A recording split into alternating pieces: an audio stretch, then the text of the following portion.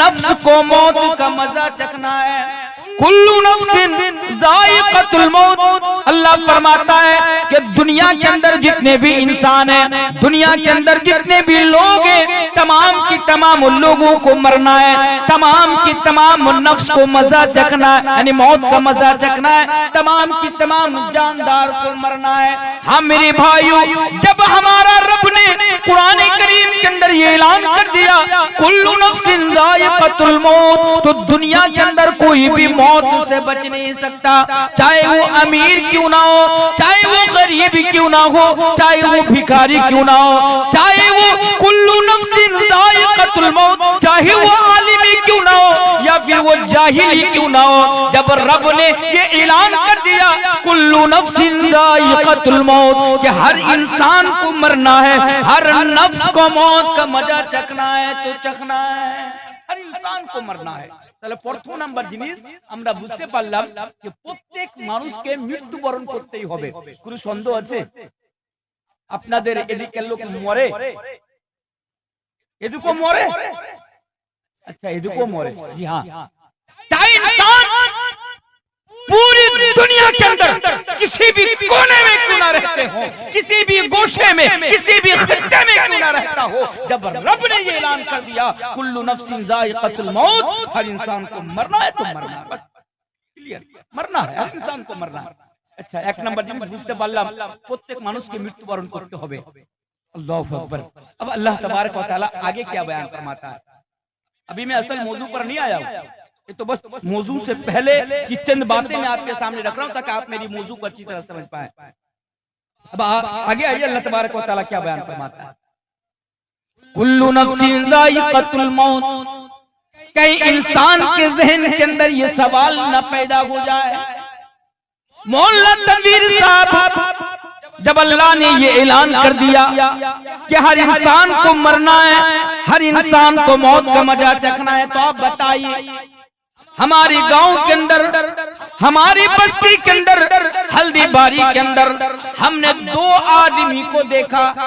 एक आदमी एक नंबर का हरामखोर, हराम खाने वाला।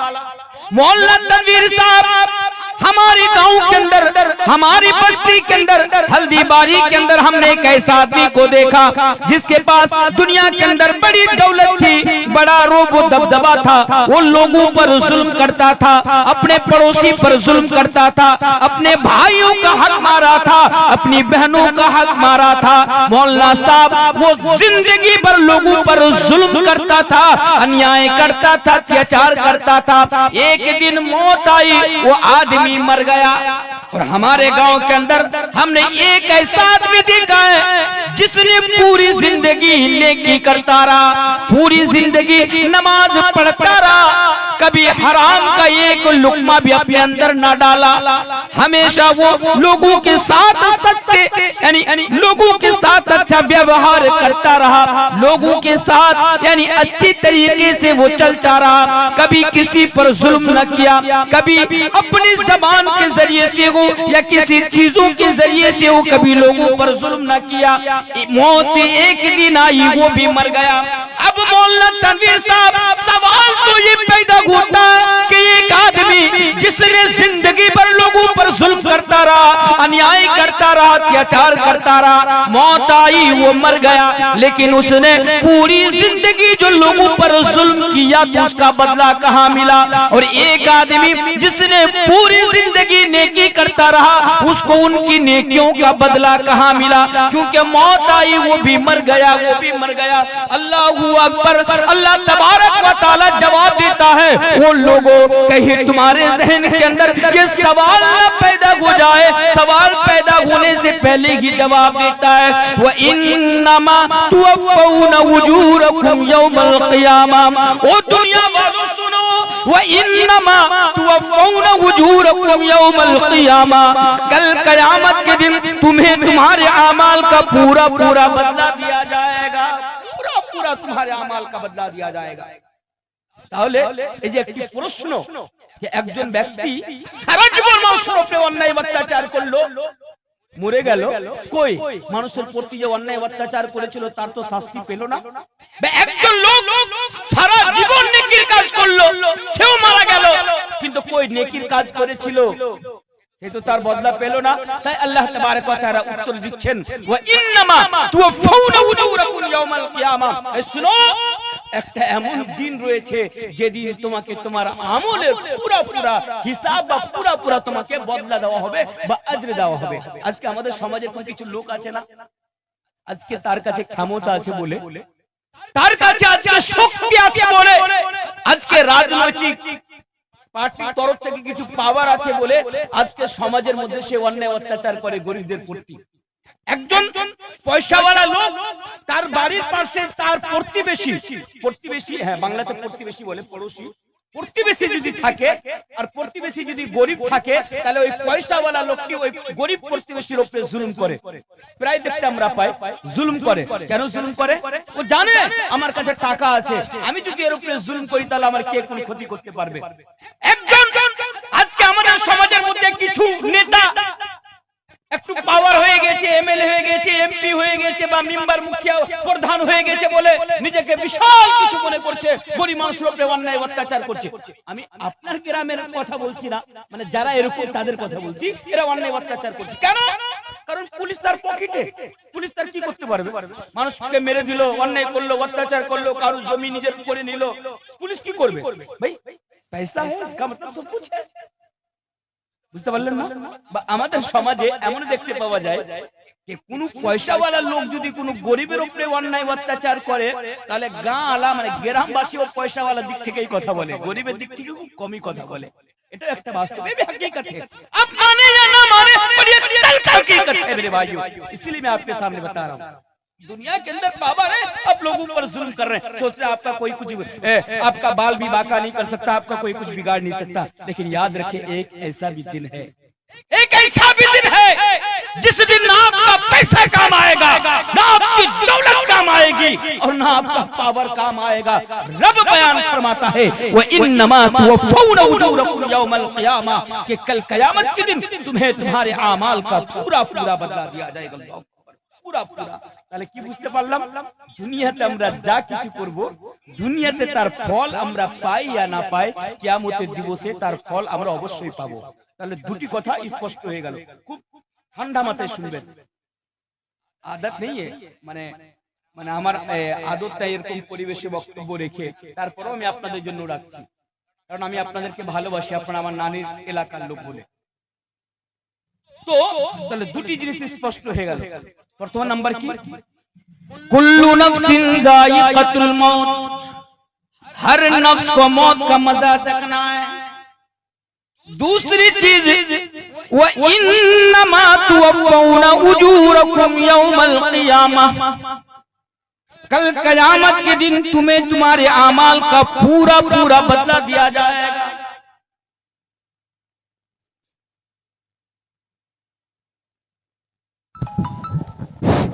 আসসালামু আলাইকুম ওয়া রাহমাতুল্লাহ। শ্রোতা ভাই সকল, যদি আপনাদের খাওয়ার প্রয়োজন থাকে তাহলে আপনারা খেতে পারেন, কারণ এখন হোটেল বন্ধ হয়ে যাবে। এই জন্য আপনাদের বলছি, যদি আপনাদের প্রয়োজন থাকে তাহলে আপনারা খেতে পারেন। এখানে খোলা আছে, এই কিছুক্ষণের মধ্যেই বন্ধ হয়ে যাবে। अस्सलाम वालेकुम व रहमतुल्लाह। तो दो चीज समझ में आ गई, दूसरी चीज আমরা বুঝতে পারলাম। এবার আপনি মেইন জিনিসটা আমি আপনাদের কাছে বুঝাতে চাইছি, সেটি কি? আল্লাহ তাবারক ওয়া তাআলা আগে বলেছেন, ফামান যুহজিয়া আনিন নারি ওয়া উদখিলাল জান্নাতা ফাকাদ ফাজ। ओ दुनिया वालों सुनो, आज तुम दुनिया के अंदर दौलत के पीछे भाग रहे हो, आज तुम दुनिया के अंदर, आज तुम गवर्नमेंट जॉब के पीछे भाग रहे हो, आज तुम दुनिया की कामयाबी हासिल करने के लिए आज तुम 17 घंटा मेहनत करते हो और दुनिया की कामयाबी को तुम असल कामयाबी समझते हो। रब बयान फरमाता है, वो लोग तुम जिसे कामयाबी समझते हो वो असल में कामयाबी नहीं है। फिर कामयाबी क्या है? फमन ज़ुहज़िया अनिन नारि व उदखिलल जन्नत फक़द फाज़, असल कामयाबी तो ये है कि तुम दुनिया के अंदर इस तरह जिंदगी गुजारो कि अल्लाह तबारक व तआला कल क़यामत की रोज तुम्हें जहन्नम के आजाब से बचा ले, जहन्नम की आग से बचा ले और जन्नत के अंदर दाखिल कर दे। फकद फाज, तो वही कामयाब है, वही कामयाब है। এর মানে কি? এর মানে হলো ফামান যুহজিহা আনিন নারি ওয়া উদখিলাল জান্নাতা ফাকাদ ফাজ। আসল সফলতা হলো দুনিয়াতে এমন ভাবে তুমি জীবন যাপন করো যাতে করে কাল কিয়ামতের দিবসে আল্লাহ তাবারক ওয়া তাআলা তোমাকে জাহান্নামের আগুন থেকে বাঁচিয়ে জান্নাতে প্রবেশ করাবে। এটাই হলো মানে জান্নাত পাওয়া, জাহান্নাম থেকে বেঁচে যাওয়া, জান্নাতে চলে যাওয়া, এটাই হচ্ছে একজন মুমিনের জন্য, এটাই হচ্ছে একজন মুসলমানদের জন্য সবচেয়ে বড় সফলতা। কিন্তু সত্যি করে বলুন তো আজকে কি আমরা সেই সফলতার দিকে যাচ্ছি? জি না। আচ্ছা, আমি আপনাদেরকে একটা প্রশ্ন করতে চাই, আর আমি আশাবাদী আপনারা আমার প্রশ্নের উত্তর দিবেন, কারণ আপনারা খুব মনোযোগ সহকারে আপনারা শুনছেন, আমি সেটা বুঝতে পারছি। আপনার নজরে সফল ব্যক্তি কে? সফল ব্যক্তি দুনিয়াতে কে? কেউ বলতে পারবেন সফল ব্যক্তি কে? আচ্ছা, বুঝতে পারলেন না, উদাহরণ দিয়ে বুঝাচ্ছি। আপনার বাড়িতে একটি বেটি আছে, মা বোন একটু ভালো করে শুনবেন। ডটার, মেয়ে, কন্যা সন্তান, আমরা সাধারণ ভাষাতে বেটি বলি। আপনার বাড়িতে একটি বেটি আছে, মাশাআল্লাহ দিনদার বা খুব সুন্দর বেটি। দুই পক্ষ থেকে মানে দুটি ছেলের পক্ষ থেকে আপনার বাড়িতে একই সাথে পেগামে নিকাহ মানে বিয়ের সম্বন্ধ আসলো, বিয়ের পেগাম নিয়ে আসলো। যে বিয়ে নিয়ে আসে বাড়িতে আপনাদের এলাকাতে তাকে কি বলা হয়? কেউ বলবেন কি বলা হয়? ঘটক বলা হয়। তো ঘটক দুটি ছেলের বিয়ে নিয়ে আপনার বাড়িতে চলে আসলো, আপনাকে এসে বলছে চাচা মেয়ের বিয়ে দিবা? আমার কাছে দুটি ছেলে আছে। বলছে হ্যাঁ অবশ্যই, মেয়ে বড় হয়েছে, মেয়ের বিয়ে দিতে হবে। তো বলো দুটি ছেলের মধ্যে ওই ছেলেটি আর ওই ছেলেটি মানে দুটি ছেলের বায়োডাটা ওর সম্পর্কে কিছু বলো। তখন ওই ঘটক তখন ওই দুটি ছেলের বায়োডাটা বা তার সম্পর্কে ওই মেয়ের বাবার সামনে রাখছে। কি? একটা ছেলে, তার নাম হলো আব্দুল্লাহ। এই আব্দুল্লাহ এক ওয়াক্ত নামাজ পড়ে না, চেহারাতে দাড়িও নাই, হিজড়ার মতো দাড়ি ছেটে রাখে, চেহারাতে দাড়ি নেই, এক ওয়াক্ত নামাজও পড়ে না, মাঝে মধ্যে বিড়ি খায় আর মাঝে মধ্যে একটু করে মদ খায়। কিন্তু চাচা আব্দুল্লাহর বাপে দহমনার বাজারে বা রাসাকুয়ার বাজারে 1 বিঘা জমি আছে, একদম মেন রোডের পাঞ্জরে, একদম মেন বাজারে। ওই জমির মূল্য এখন মিনিমাম 5 কোটি টাকা, 5 কোটি টাকা ওই জমির মূল্য। আচ্ছা ঠিক আছে। আর ওই ছেলেটা বলছে, ওই ছেলেটা ওর নাম হলো আব্দুর রহমান, ওই আপনার ওই কি বলে হলদিবাড়ি মাদ্রাসায় পড়ায়, ওই 7,000 টাকা মাইনে পায়, চেহারাতে সুন্দর দাড়ি রয়েছে, মাশাআল্লাহ ছেলেটা খুবই ভদ্র, খুবই নম্র, 5 ওয়াক্ত নামাজি, মিথ্যে কথা বলে না, বিড়ি খায় না, সিগারেট খায় না, নেশা দ্রব্য মানে ইস্তেমাল করে না, তবে মানে 7,000 টাকা রোজগার করে। এবার আপনি মেয়ের বাবা হিসাবে আপনি এই 7,000 টাকা যে চাকরি করে কোন মাদ্রাসায় বা কোন মিশনে বা কোন ছোটখাটো স্কুলে, কিন্তু ভদ্র ছেলে, আপনি তার সাথে আপনার মেয়ের বিবাহ দিবেন না ওই বিড়িখোর মদখোর ওই আব্দুল্লাহর সাথে আপনি আপনার মেয়ের বিবাহ দিবেন? কার সাথে দিবেন? কার সাথে দিবেন? আর সরকারি চাকরি হলে তো 7 খুন মাপ, ভেটার মাথায় চুল না থাকলেও দেখার নেই, চাকরি আছে মানে চলবেই, চলবে। 27 বছর 30 বছর বয়স ডাজ নট ম্যাটার, ম্যাটার করে না, চলবে। কেন? আমরা যখন মেয়ের বিবাহ দিই আমরা সব সময় আমরা চাকরিকে প্রাধান্য দিই, আমরা যখন মেয়ের বিবাহ দিই আমরা সব সময় টাকাকে প্রাধান্য দিই, জমি জায়গাকে প্রাধান্য দিই। আমরা দেখি না ছেলেটি ভালো কি ভালো না, ছেলেটি হালাল রোজগার করে কি করে না, ছেলেটি নামাজ পড়ে কি পড়ে না, আমরা দেখি না। তার কারণ কি? তার একটাই কারণ, আর সেটি কারণ হচ্ছে যার কাছে যত বেশি টাকা দুনিয়াতে সে ততই সফল, সে ততই সফল। আশা করি আপনারা বুঝতে পেরেছেন। আরেকটু যদি আমি আপনাকে বুঝাই, হয়তো আমার কথা আপনাকে লাগতে পারে, তবে আজকে তো খুব সাবধানে কথা বলছি আমি আপনাদের সামনে, না তো আমার কথা তীরের মতো আঘাত করে অন্তরে। তারপরে বলে যাচ্ছি, আমাদের সমাজে আজকে সবচেয়ে বেশি মান সম্মান কাকে দেওয়া হয়? কাকে? ভাই গ্রামে যার কাছে টাকা আছে।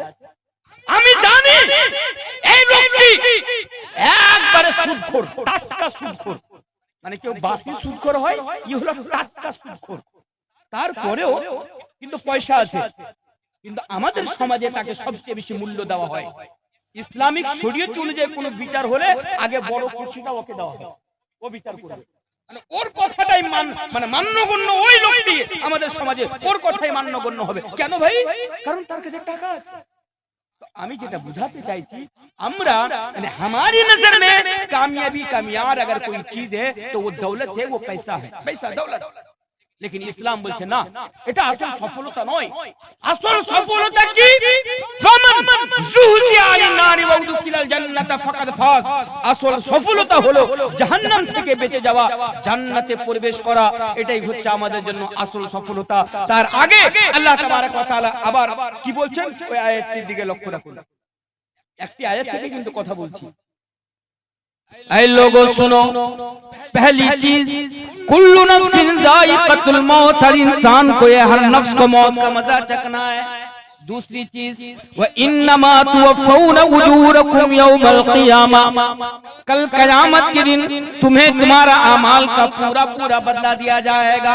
फमन ज़ुहज़िया अनिन नारि व उदखिलल जन्नत फ़क़द फ़ाज़। और कामयाबी तो ये है कि